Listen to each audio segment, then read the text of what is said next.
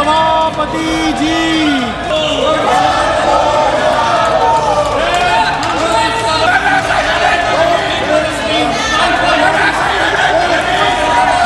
It is very painful.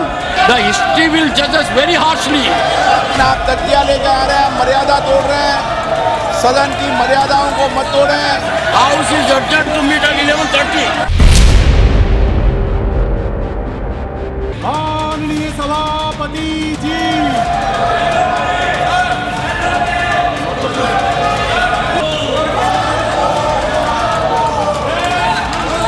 कोई कदम नहीं उठाया। Stands adjourned to meet at 2 p.m. today. In the interest of our people, we meet at 4 p.m. today.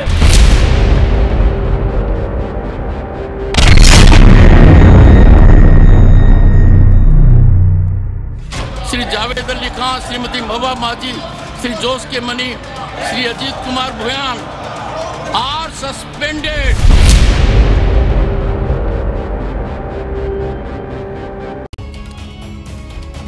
तो एक बार फिर संसद के इतिहास में वही हुआ जो पहले कभी नहीं हुआ था।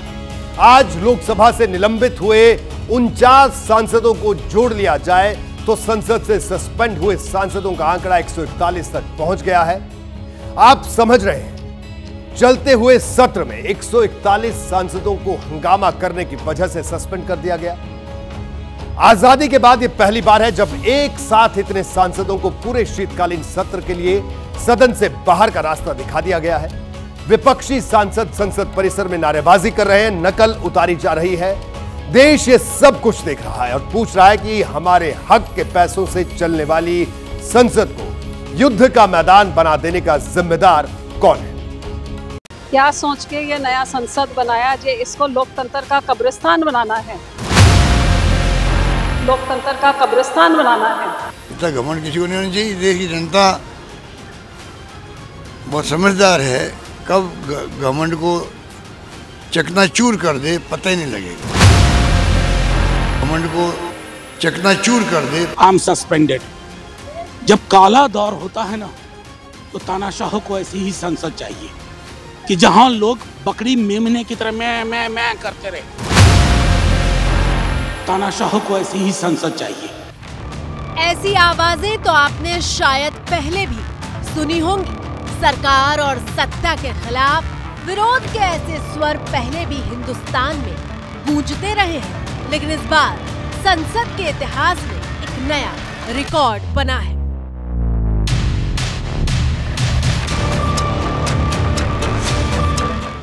Shri Pramod Tiwari,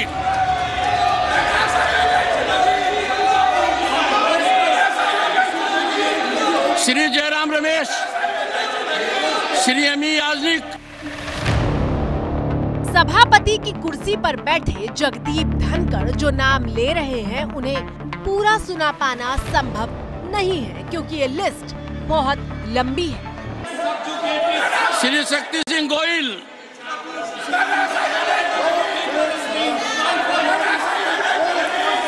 Shri K.C. Venugopal, he was there earlier creating absolute chaos in the house.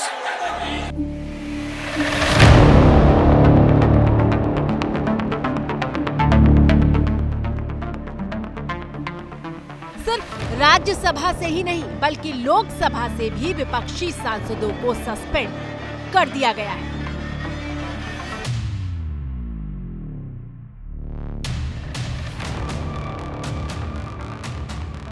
संसद का एक ऐसे इको चैम्बर में तब्दील किया जाए जहां सिर्फ आपकी जय जयकारे के अलावा कुछ ना हो, लोगों की बात ना किया जाए, राष्ट्र की सुरक्षा पर बात ना हो, सवाल काट देते हुआ हम में से हर व्यक्ति बैज ऑफ ऑनर की तरह ले रहा। ये सस्पेंशन नहीं है, ये रिकॉग्निशन है कि हम सवाल पूछना चाह रहे हैं। लोकसभा और राज्यसभा से 92 सांसदों का निलंबन ये दर्शाता है कि अब संसद की गरिमा को बुलडोजर के नीचे मोदी सरकार द्वारा कुचला जा रहा है। 141 सांसदों के सस्पेंड होने के बाद दोनों सदनों की ताजा तस्वीर क्या है, जरा वो भी देख लीजिए। लोकसभा में विपक्ष के कुल 201 सांसद हैं, जिसमें 95 सांसद निलंबित किए जा चुके हैं, यानी 47% सांसद निलंबित हैं।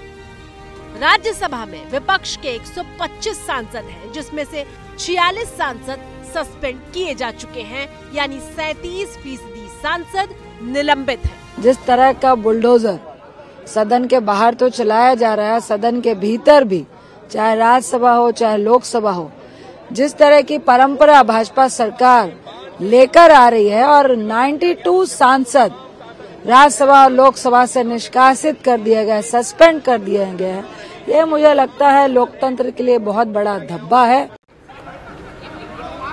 सदन खाली होता गया और सदन के बाहर इस तरह से निलंबित सांसदों की भीड़ जमा होती चली गई।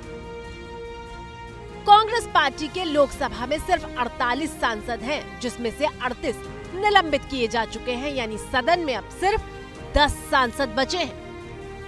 एमपीज को प्रोटेक्शन न करते हुए उनको मनमाने सस्पेंड किया गया और आज तक ये देश के इतिहास में पहली बार है कि आज कितने लोगों को उन्होंने सस्पेंड किया।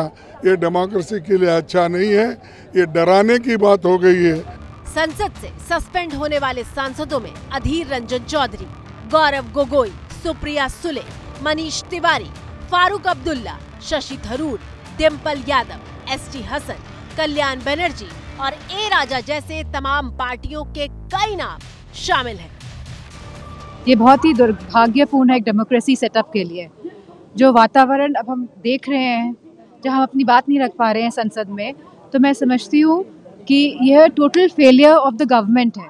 अगर गवर्नमेंट ने इतने सारे एमपीज को सस्पेंड किया है, it is ultimately the failure of the government. Suspension और प्रदर्शन के बीच सामने आई ये तस्वीर जिसने सबसे ज्यादा तूल पकड़ा।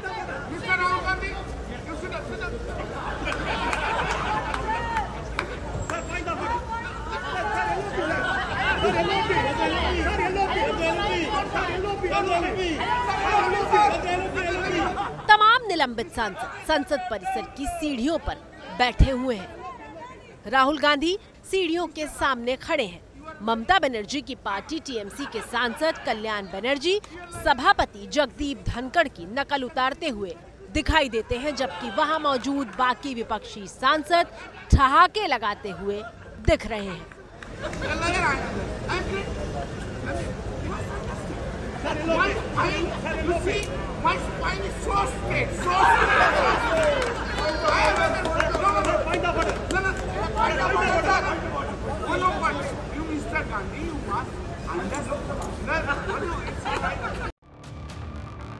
कल्याण बनर्जी राहुल गांधी की तरफ देखते हुए मिमिक्री करना जारी रखते हैं। कुछ देर बाद राहुल गांधी जेब से मोबाइल निकालकर मिमिक्री का वीडियो बनाना शुरू कर देते हैं।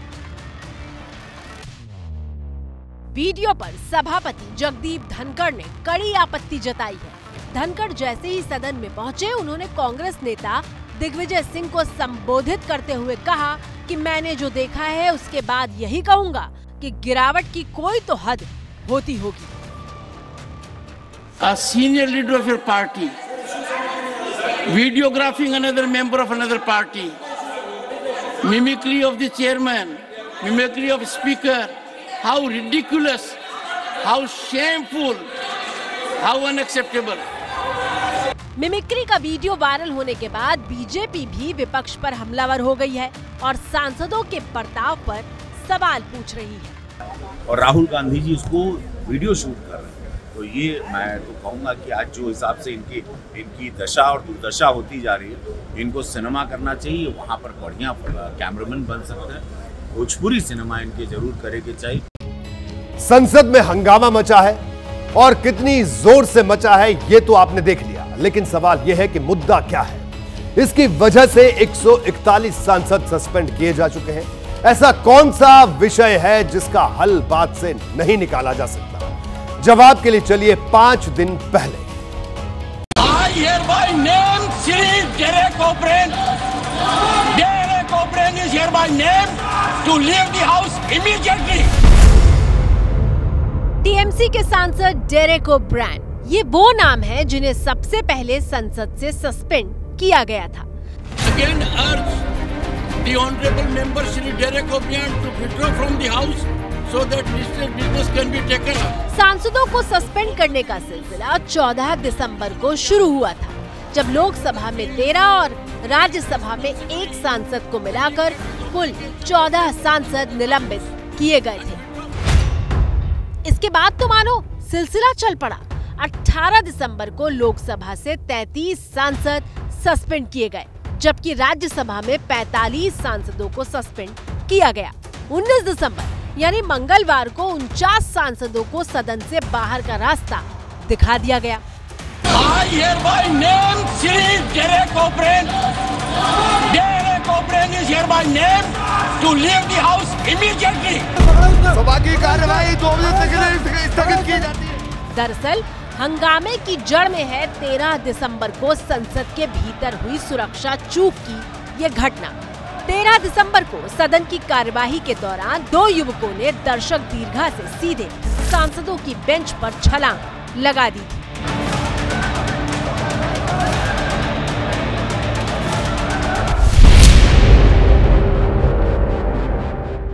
इस घटना के बाद से संसद की सुरक्षा व्यवस्था पर सवाल खड़े हुए और लोकसभा स्पीकर ने पूरे मामले के जांच के आदेश भी दे दिए थे, लेकिन पूरा विपक्ष इस बात पर अड़ गया कि संसद में देश के गृह मंत्री अमित शाह को आकर इस पूरे मामले में बयान देना चाहिए। सदस्यगण मैं पुनः आग्रह करता हूं, गृह मंत्री अमित शाह के बयान की मांग को लेकर विपक्ष लगातार हंगामा कर रहा था और सदन बार बार चेतावनी के साथ स्थगित किया जा रहा था। ये क्या उचित है सदन में कि आसन तक नजदीक आप आ जाए, आसन के ऊपर तक चल जाए? ये आपके परंपरा है, आपकी प्रॉपर्टियां हैं, इस तरीके से सदन चलाना चाहते हैं आप? सदस्यों से आग्रह करता हूं, अंतिम चेतावनी दे रहा हूं सर माननीय सदस्यों को, फिर अंतिम चेतावनी दे रहा हूं माननीय सदस्यों को। चेतावनी का असर नहीं हुआ और सस्पेंशन शुरू हो गए। अब विपक्ष पूछ रहा है कि हम गृह मंत्री का बयान ही तो मांग रहे थे। एक साथ पूरे विपक्ष को बुलडोज कर देना संसद के अंदर, वो भी संसद के अंदर। मांग हमारी क्या है कि सुरक्षा चूक पर गृह मंत्री जी आकर के जवाब दें। गृह मंत्री जी प्राइवेट चैनलों को जवाब देंगे, प्रधानमंत्री जी इंटरव्यू में जवाब देंगे, लेकिन चलते हुए सत्र के दौरान संसद के अंदर आकर के जवाब नहीं देंगे। पार्लियामेंट जो होता है हर कंट्री के लिए इम्पोर्टेंट होता है, उसी में ये सुरक्षा चूक हुई है तो उसके जिम्मेदार कौन? गृह मंत्री को वो जिम्मेदारी तय करनी पड़ेगी, आकर सदन में बताना पड़ेगा क्या हुआ, कहाँ गलतियां हुई, कैसे भूल सुधार हो रही है। जबकि बीजेपी विपक्ष के इस पूरे रवैये को हार की हताशा करार दे रही है। स्पीकर महोदय ने राष्ट्र के हर विषय पर सभी राजनीतिक दलों के नेताओं को अपना पक्ष रखने का मौका दिया, लेकिन ये सांसद होने के नाते हमारी जिम्मेदारी बनती है कि हम सदन की गरिमा को आहत ना करें। विपक्ष को अंतिम ये सत्र है, इस सत्र में कुछ विधायी कार्य हो जाए जनता के हितों से जुड़ा हुआ है, तो उनको जिद छोड़ करके और सहयोग करना चाहिए, हाउस को चलने देना चाहिए। और हमेशा की तरह वार पलटवार के इस युद्ध में जब अधीर रंजन चौधरी की बारी आई तो वो फिर से सुर्खियों में आ गए, क्योंकि वो फिर से एक बार विवादित बयान दे गए। शक्ति, जो शक्ति देव शक्ति नहीं असुर शक्ति कही जा सकते हैं, आपकी ये अहंकार लोग देख रहे हैं। देखिए, देश के आम नागरिक के मन में सवाल है कि संसद में हंगामा तो पहले भी होता रहा है, विपक्ष सवाल पूछता रहा है, लेकिन इस बार ऐसा क्या हुआ कि रिकॉर्ड नंबर में सांसदों को सस्पेंड करने की नौबत आ गई? बीच का रास्ता क्यों नहीं निकाला गया? बात करके मामला क्यों नहीं सुलझा लिया गया? जवाब के लिए आपको सदन के भीतर दिया गया राज्यसभा सभापति जगदीप धनखड़ का एक बयान सुनवाते हैं। We meet at 4 p.m. today. Honorable Leader of the Opposition may spare time to see me in my chamber. Let them please take your. How can I lend my ears to Leader of the Opposition who has written me 2 letters that he will not see me in the chamber. It has never happened in parliamentary democracy. You don't believe in dialogue? Don't believe in discussion? ये जगदीप धनखड़ का 18 दिसंबर को राज्यसभा में दिया गया बयान है, जिसमें पहले हिस्से में वो विपक्षी सांसदों से अपने चैम्बर में आने के लिए कह रहे हैं, जबकि दूसरे हिस्से में वो इस बात को लेकर नाराजगी जता रहे हैं कि उनके बुलाने के बावजूद कोई आया ही नहीं। नतीजा क्या हुआ? संसद में हंगामे की भेंट चढ़ा शीतकालीन सत्र। 2023 में जब स्पेशल सेशन बुलाया गया था तो लोकसभा में 137% कामकाज हुआ था, जबकि राज्यसभा में 128%। लेकिन शीतकालीन सत्र में राज्यसभा में कामकाज का प्रतिशत 78% रहा, जबकि लोकसभा में सिर्फ 65% ही कामकाज हुआ। यानी दोनों सदनों में सिर्फ आधा ही काम हुआ। People of this country pay handsomely to sustain our parliament institution. They have high expectations. संसद में 1 मिनट की कार्यवाही पर सरकार को 2.5 लाख रुपए का खर्च आता है। औसतन एक दिन में लोकसभा को चलाने में 9 करोड़ रुपए का खर्च आता है। राज्यसभा को एक दिन चलाने में 5.5 करोड़ रुपए का खर्च आता है। यानी अगर दोनों सदन हंगामे की भेंट चढ़े तो देश के करीब 15 करोड़ रुपए मानिए पानी में चले गए। लेकिन हंगामा होता रहा, जबकि आम तौर पर होता यह है कि जब संसद में इस तरह का गतिरोध होता है तो सभापति स्पीकर फ्लोर लीडर को बुलाते हैं। दोनों पक्षों के बीच बातचीत के जरिए बीच का रास्ता निकालने की कोशिश की जाती है, लेकिन इस बार तो बातचीत का चैप्टर शुरू ही नहीं हो पाया।